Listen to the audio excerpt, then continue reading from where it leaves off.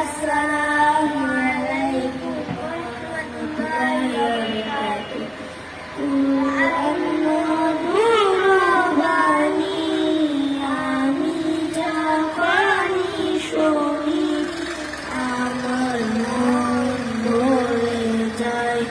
শোনো মুমিন মুসলমান, পড়ে দেখো না কুরআন, কত শান্তি পাওয়া যায়। কুরআন মধুর বাণী প্রতিটি রহমে দশ দশ নেকি আছে, আমলে জমা হয়। প্রতিটি রহমে দশ দশ নেকি আছে, আমলে জমা হয়।